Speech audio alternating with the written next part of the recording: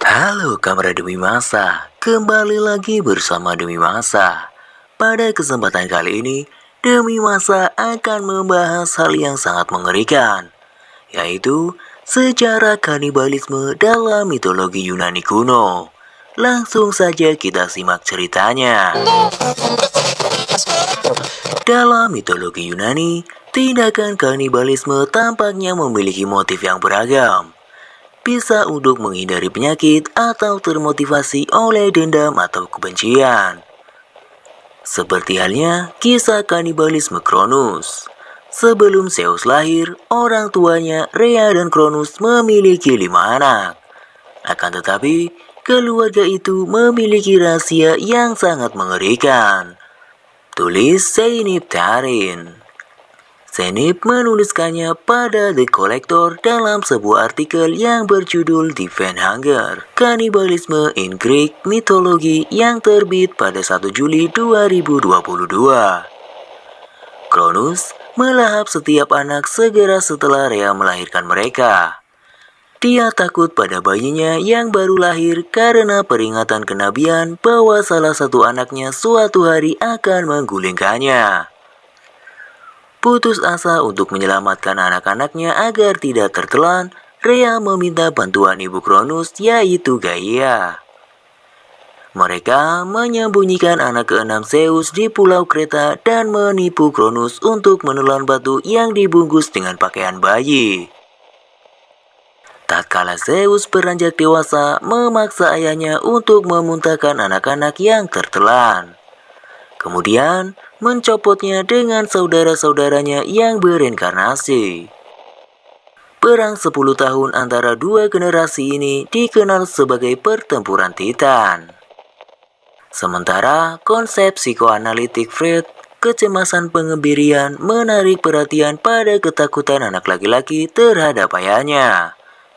Mitos ini juga berhubungan dengan ketakutan seorang ayah terhadap anak-anaknya. Menurut Zeynep, konflik antara muda dan tua, kecemburuan dan ketakutan akan impotensi mengarah pada solusi permanen kanibalisme.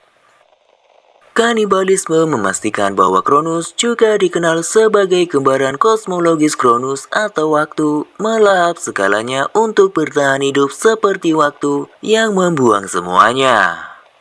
Ruben menangkap Cronus dan menggambarkan Cronus dengan janggut putih, tubuh lemah, dan tongkat.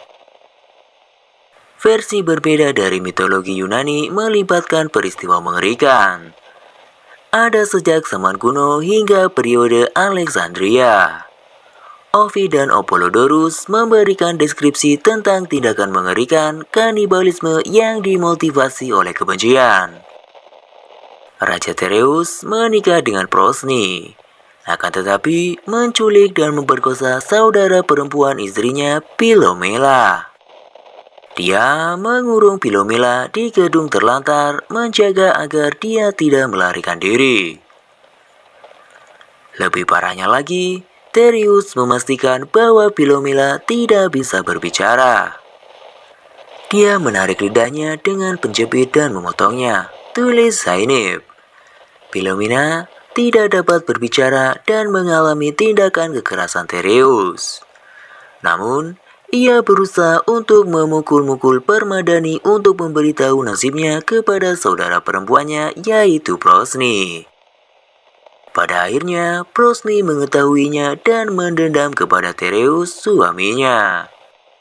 Sebagai pembalasan, Prosni membunuh putra satu-satunya Tereus, Itis, dengan memotong tubuhnya dan menyajikannya kepada Tereus sebagai makan malam yang lezat. Itis adalah anak kebanggaan Tereus, sebagai satu-satunya putra mahkota penerus tahtanya. Dengan wajah tak bersalah dan dengan riangnya, Prosni menggulirkan kepada Itis di atas meja makannya. Kepalanya menggelinding sampai ke piring yang berada di hadapan Tereus. Sang raja yang sudah kepalang memakan santap malamnya dengan semangat dibuat terkejut. Ia baru menyadari bahwa daging yang dimakannya ialah daging putranya sendiri yaitu Itis. Itulah sedikit kisah mengerikan kanibalisme dalam mitologi Yunani kuno. Bagaimana menurut Kamera Demi Masa? Apakah cukup mengerikan atau Kamera Demi Masa memiliki cerita kanibalisme yang lebih mengerikan di dalam prasejarah? Sampai jumpa di kisah-kisah selanjutnya.